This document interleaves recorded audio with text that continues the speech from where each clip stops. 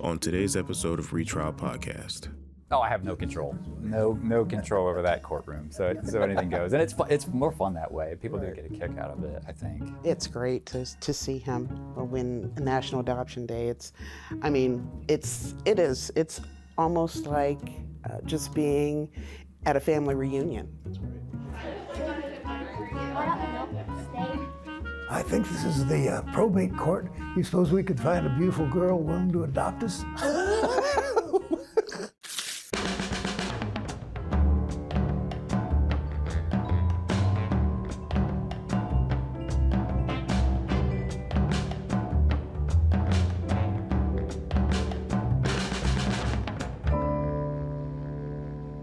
Back, season 3, episode 4. Dave, have you been in this courtroom before? Because I've never been in the probate. Well, It was my worst they grade tried to also. appoint a guardian for me, but I beat the rap. They do everything over here. This is like a circus coming to town. They got more acts here than they ever had on the vaudeville stage at Keith's Theater. I can't wait to find out all the things that goes on in probate court. We're going to meet Judge Dave Brannon, the judge of the Montgomery County Common Pleas Probate Court Division. Let's go see if we can find. Oh, he's right here. There he is. Welcome. Do I need to go Judge get security? It wouldn't be a bad idea. Take us around this hallway. Let's see what's going on over here. Wow, this is a nice place. Yeah, don't tell anybody. Where's Ryan? He should have been on. Hi, nice to meet you. Whoops. Nice to meet you. We've met before. Well, I'm here to introduce our amazing guests. Well, let's start off. Introduce yourself, Judge Brannon. Dave Brannon, Montgomery County Probate Court Judge. Thank you for the invite. Patricia Hodson, Montgomery County Children's Services Manager of Adoptions and Foster Care. Well, what comes with probate, we think a lot about marriages, good times, getting married, and of course, deaths that take place, and we have to come through probate court. You had to mention that I last did. part. And I look had at to me. mention. Yeah. I did. I had to mention that. But there's also some amazing things that take place in probate court, such as adoptions. And I think people understand kind of what an adoption is, but they don't understand the process. So that's why we have Judge Brannon and Patricia here to talk about those things. Dave, can you talk a little bit about your court and what goes on here, and kind of expand upon what Dave mentioned? If we're talking adoptions, I look at them kind of like a Disney movie. They all start out a little bit rough, but maybe ends up as a happily ever after in the end. So starting the process, actually, I would look over at Patricia and say, we don't start with much. They start with the hard stuff, and the beginning's with you. Thank you, and you're absolutely right. The Disney piece is a wonderful analogy. When our families become involved with our agency, it's usually really rough in the beginning. And our goal at Children's Services is always reunification. Always reunification. We're working diligently to try and resolve some of those issues and some of those needs of the family so that we can make them whole again. Unfortunately, there are times where kids do have to come out of the home to give mom and dad or whomever a chance to kind of get things stable again. We work diligently. Unfortunately, that doesn't happen all the time. And then kids come into our permanent custody, and that's when they're free for adoption, if you will.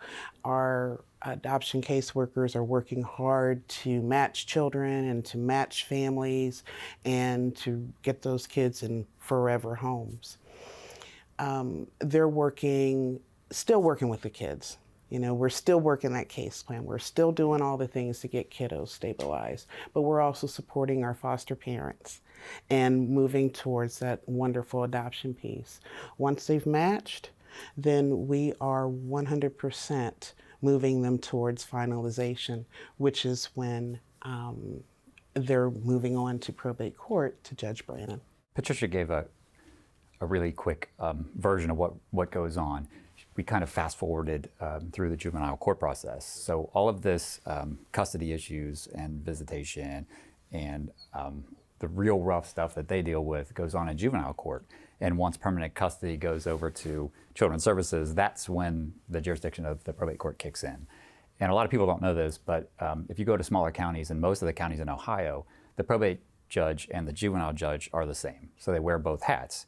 Here we've got a separate juvenile court and a separate probate court. And my job, I have the easiest job out of this whole process by far. It's the most enjoyable, and I'm privileged to do it. Now, are there different types of adoptions, or just cases just come to you different kind of ways? So there are many different kinds of adoptions. You've got step-parent adoptions, which we do a lot of. You've got the agency adoptions, which is what we're talking about today. There are international adoptions and numerous other flavors of those kinds of adoptions, and they all get here a little bit different. But typically, you all find the foster parents, and they would file a petition in our court saying, one or both of us would like to adopt a child or multiple child. What makes them really fun is when you see multiples. Sibling groups, that's always the best because there's so many different personalities. The kids are always just full of life. And in terms of the foster parents, yes, absolutely. Once we have identified foster homes, and let me just give a shameless plug, we can always use foster parents. Foster parents are the backbone of community resources. And we are really loving the foster parents who we have, but we'd love to have more. So, shameless plug over. But in terms of the foster parents, you triggered something. When we do find them or when they do license with us, it's a very simple process. Takes about 6 months to go through the entire process. And at the very beginning, community folks, they can decide if they want to just foster or if they want to foster to adopt, which is a little different, just a little more training. However, those folks who foster to adopt, once the kiddo is placed with them, they're normally there, and that becomes their forever home in that particular setting. So what's funny is that you don't have a typical adoption. Nothing's typical. You know, they don't. I get the sense that a lot of times when kids are placed, the foster parents don't know what the end result's going to be. Are they going to be here forever? Are they going to be here for a short time? Is it just to help out and do their public service? You could never gauge or guess what the petitioners and the adoptees would look like. So every week we do adoption day here on Fridays, which is a lot of fun. And you ask, what's the typical one? There's not one. You could have any number, parents, 1, 2, whatever, gender, ethnicity, name all your demographics. They mix everything together, and it makes it fun. So when we get permission, we post pictures of the families after the adoption. We give them a medal, and you know, it's fun for a lot of kids. Well, anyway, you take those pictures, and every week we post them with permission, and people will look at those across the county. I've heard law enforcement and magistrates and caseworkers and public and friends just to see what the family looks like. It just makes it a lot of fun. Judge Love's greatest moment as a probate judge was doing an adoption for a woman who was adopting her own daughter. The woman in high school had run off. She was the cheerleader, and she ran off with the star football player, left behind a baby that was adopted and raised by its grandparents. And when that baby became a teenager, Mama moved back to town and adopted her own child. And I don't know whether either of you have encountered that phenomenon. Something similar.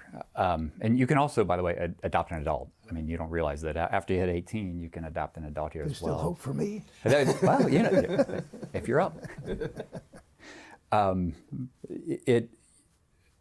The question is strange experiences. I can tell you the ultimate goal of an adoption is to create that blood relationship as if it was a blood relative. That's it. That's the end goal of an adoption. And we've seen about everything. And it's funny, I always tell people you never know who's been adopted and who's been a petitioner. I can tell you with my staff of 35 people, at least 2 were adopted, and you never guess it. And so that's the end game, and that's the goal, and you hit that. That's the target. But we've seen some pretty strange scenarios. I mean, I don't want to talk about turkey basters and borrowing boyfriends. All that goes on in different kinds of adoptions. Not so much these, although they've got their own flavors of stories. Yeah, we are seeing the adult adoptions. And when I say adult adoptions, I mean kiddos who are 18 and they're emancipating from our agency's custody because they're at age 18. They emancipate. And we've had a couple in the last year or so of those kiddos that are 18, foster parent decides, I still want you to be in my life. I want you to be in my family. I want you to share our name. And they've proceeded with an adult adoption after the youth has emancipated. It's funny with the way technology changes and you've got DNA tests and databases, you can close a case, but that doesn't necessarily close a child from seeking their biological parents. I mean, I suspect at some stage, like all of us, we want to know where did I come from and the background. And then, that child ultimately can choose when they're capable of choosing in an adult. So with the changes in social media, technology, things just kind of change. And it's a lot more open, I think, than it probably used to be. I would agree with that.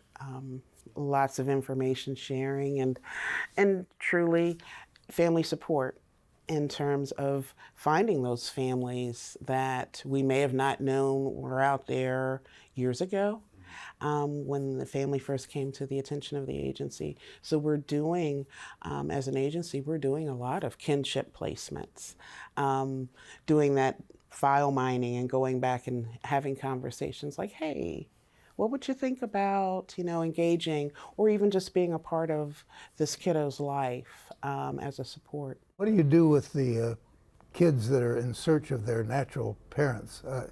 I've seen situations where people go absolutely crazy in that search and it never produces anything.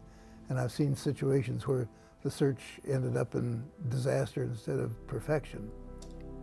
How do you handle that? So with our kids that are involved with our agency currently, as we talked about just a bit ago, social media, they're in touch with family. We may not know they are, but they are in touch with family. But for those kiddos who are no longer in our agency custody and they become adults and they're seeking information, they can return to the agency to have a conversation with our fair department, kind of like our ombudsman's department, and they'll give them information with regards to, if you will, a redacted version of the record so that they can kind of look and get information.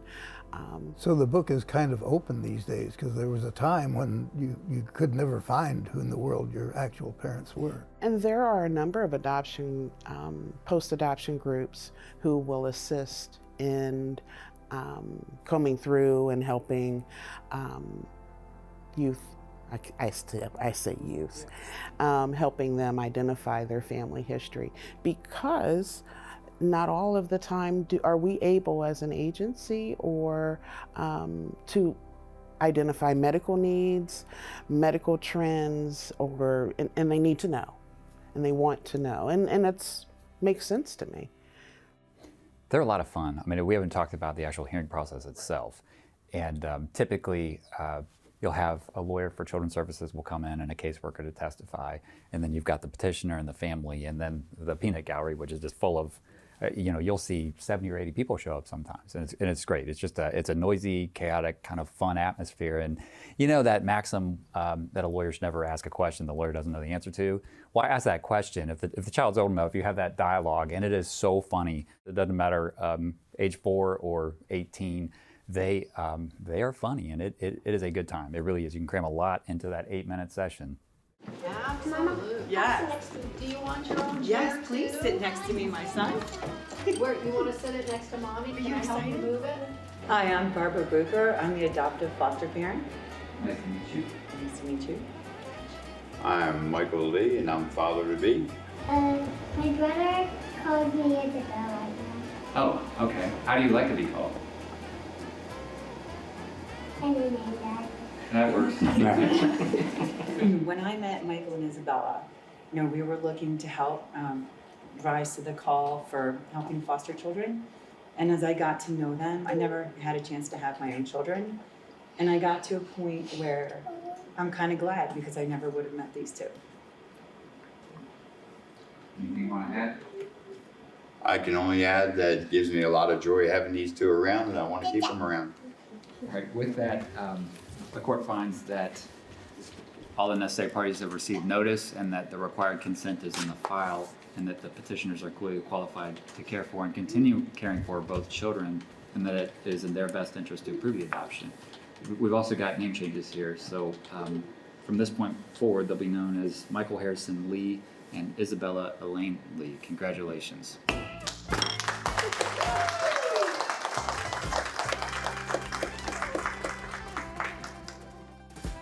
Let me give you 3 judicial styles from my era of practicing law. I never had an adoption with your immediate predecessor, but I'm knowing her personality, it was sweet with a strict margin to it. But if you go back to Judge Love, his predecessor was on the bench for a long, long time. I never was able to see him in operation. His son told me every time the family took a vacation, he'd go to the nearest courthouse and read law books during the vacation, so he was not an excitable sort of a guy. Judge Love, who was the probate judge when I started practice, an adoption for him was like a campaign meeting. I mean, he was just full of himself and spreading joy over the clan. His successor, Judge Zimmers, on the other hand, treated the people seeking an adoption like he was cross-examining a murderer in a capital case. I had a friend I used to play tennis with, and he was adopting a son, and he said, in the middle of the adoption ceremony, he's thinking, I think I'll just give this damn kid to the judge. but he would get him, going on, here's your responsibilities as a parent, and bang, bang, bang, bang, bang, and are you gonna do this, are you gonna do that? Oh, yeah, I guess I am. So that was his thing. And then the world shifted completely when Judge Guneris became the probate judge, and then it was like Santa Claus at Reich's at Christmas, toys and goodies and everything. Judges have different human styles, and That's true. it sounds like you're a little more on the welcoming side than Oh, I have no Judge control. Zimmers was. No control over that courtroom. So anything goes, and it's more fun that way. People do get a kick out of it, I think. It's great to see him win National Adoption Day. It's almost like just being at a family reunion. That's great. And when is National Adoption Day, by the way? We were just talking about the date yesterday, and we floated the emails around. It sounds like November 21st of this year will be National Adoption Day, which, by the way, there's not like a specific day that's the National Adoption Day, but agencies and courts across the country typically in a day in November will celebrate adoptions, and they have their own style and flavor, but they're a lot of fun. So there's no 4th of July date, there's no Christmas date, but we do it once a year, and I think we got 15 families were adopted out last year. 15 children. So yeah, it's a long day, but there's balloons and partying and media and just a lot of visitors, and we open up the doors because traditionally adoptions are confidential by statute, but there are days and with permissions we'll open the doors. And you typically do those on Fridays, is that correct? Yeah, that's correct. Yeah. It's always fun to see the people that they bring, that families bring. They bring neighbors, cousins, bosses. It's just always, it's great. They dress up too. Sometimes they'll wear matching T-shirts, and that's funny. That is pretty cool. Yeah. There's also always been this discussion about having difficulty to find individuals, parents to adopt teenagers and older kids. Is that still the theme these days? Unfortunately, it is still the theme. And as I said earlier, looking for foster families is a daily goal for us. Currently, we have about 148 foster families. However, their preference of age groups, that's what they were licensed for. So they may want younger kids, or they may want elementary aged kids. So our kiddos that are typically 15 to 18, that's a difficult age. It's a difficult age to be a teenager. It's a difficult age to be a caregiver for someone that age. And foster families tend to shy away from that age group, not realizing the benefit of that age group because they've got a whole different way of keeping you on your toes, right? We were talking about social media earlier. They can teach you so much about the world. But yes, we are actively always recruiting foster parents for not just our older kids, but all of our kiddos. Judge Brannon was mentioning it in the smaller counties, the probate judge and the juvenile court judge tend to be the same human being.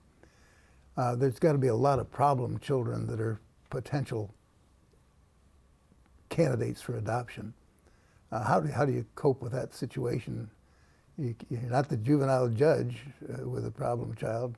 You know, it's funny, the attorney for Children's Services tends to, she gets more out of more enjoyment and pleasure seeing those older kids, and she makes it a point to say that. Usually we'll go around the room and for the most part people can say something and it's very touching. What's nice about this is it's by consent. So if a child is, they have to, if they're over 12, you have to get their consent and agreement. So it's all by agreement in open court. And if they say no, which we have not had happen yet, it's progressed. Now, before that, I'm not sure. Those are hard cases and special people, and the Children's Services people have to deal with matching. Yes. So again, my staff, they're wonderful. They're great at supporting families. And we do see kids who have gone through a lot of trauma as they were involved with us. We've had kids who have been with us since birth. And, you know, in the adoption side, now they're teenagers. So they've been with us their entire childhood. We offer support to our kiddos in terms of therapy, counseling. We'll make community connections, mentorship. When they're in the adoption side, the caseworker is still working with that youth to address those behaviors, make sure they're excelling in school, attending any appointments, or unfortunately, any delinquency hearings. And we have a really good relationship with Montgomery County Juvenile Court with the probation side to help kiddos who may have experienced some delinquent issues or some issues that found them in front of the magistrates and the judges over on the probation side. But our caseworkers are still offering that support not only to the youth but to the foster family to help maintain that relationship. Simply because kiddos are in a foster home doesn't always mean that foster home, I think we talked about that earlier, that foster home may not be the home that's going to adopt them. We're still continuing to match until a foster family has stepped up and said, I would like to match with this kiddo, and the kiddo is like, yeah, I want to do that too. I want to match. So then at that point, that's when that foster family and that kiddo, they've matched. So we start moving towards the adoption finalization piece. So we can still think of Walt Disney rather than King Lear. I was an English major, but remind me, Dave.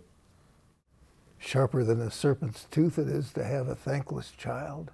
Oh, nice. Well done. That is impressive. That's Dave Greer. That's why we have Dave Greer. The Ivy League education there. One of my favorite one-liners at the end of the adoption, when you talk about older kids, is, you know, I look at that kid walking up to take pictures and people are moving around and I give them, you know, this is the one time it's okay to be in a courtroom. Once. Remember that? Right. And hopefully it sticks. I love that. Yeah, it's fun. So before we kind of wrap things up, Dave, this is obviously, we're doing this podcast for the Dayton Bar Association and with the attorneys and of course folks who just inform them about adoptions and what goes on probate court. But what are some of the needs of probate court from the attorneys in Dayton, in the Dayton Bar Association, the needs of the community? I would kind of leave it up to both of you. I think you mentioned kind of the need for foster parents. I think we've discussed that. But, you know, probate is a court that I did not go to law school for. In fact, probate was probably my worst class in law school. Mine too. Okay, wait a minute. That makes kid you sense. not. I did not enjoy probate law school, probate class in law school. So I stayed far away from it, obviously. But I do think that probate court has a lot of needs, and I think it's a very, very interesting court and line of law that I think some of the lawyers and folks would be interested in. So is there anything that you think probate court and the probate division would need? So that's a great question. I think what I would like to hear is what Children's Services and the county commissioners and the lawyers need from us. A lot of times people don't feel free. Some settings they do feel free to speak up, but in adoptions, feedback would be fantastic. And I do have to say, the county commissioners have supported us with a lot of things, and adoptions are one of them. They come every year, commissioners do, and their staff and others in Children's Services. And so we need to hear what they need, because we will accommodate it. If it means moving hearings, if it means after hours, if whatever it means, we can help with that part. And it's not unusual to have those conversations, but I need to hear what they need. And then also Children's Services, they work their tails off. Until you see it, until you're in the trenches, you don't realize the amount of work and stress that their caseworkers go through and others at the agency. It is a hard job. I have the easy job. So what do I need? It's tell me what you need to help you out, I think is the answer. Another thing in your bailiwick that we have not touched upon and don't have time to touch upon is the whole mental health thing and the need for guardians for these people that can't handle their own lives. So there is we're finding that there's a direct correlation. We're learning a little bit more that children that come from the foster care background have a higher incidence. I mean, it's kind of common sense, but we're seeing it on our civil commitment dockets. So again, one of the other things that we do in probate court is handle children moving from adoptions to the civil commitment docket. So there is mental illness. And the other piece we haven't talked about is a lot of these children that Children's Services has to accommodate, they have disabilities that we didn't even talk about that one, and there's a lot. And foster parents willing to take on a child with an extreme disability is a lot to ask. And then substance abuse comes in later on, but there's a lot of work to do. Well, Judge Parker and I may have to revisit you sometime. You're a busy guy. A lot goes on in probate. Would love to. The more we talk about it, the better. Thanks so much. Thank you. Appreciate it. Thank you. Thank you so much. I'm going to reach across. Thanks, Patricia. Thank you. Well done. Always a pleasure. That's been another episode. That was episode 4, talking about adoptions. Thank you, Probate Court. Thanks, Montgomery County General Division, for not allowing us to be able to be a part of educating DBA and the rest of the community about what goes on here. This Dayton Bar Association and Dayton Bar Foundation project was funded in part by a grant from the Dayton Legal Heritage Foundation and the Jack W. and Sally D. Eichelberger Foundation of the Dayton Foundation.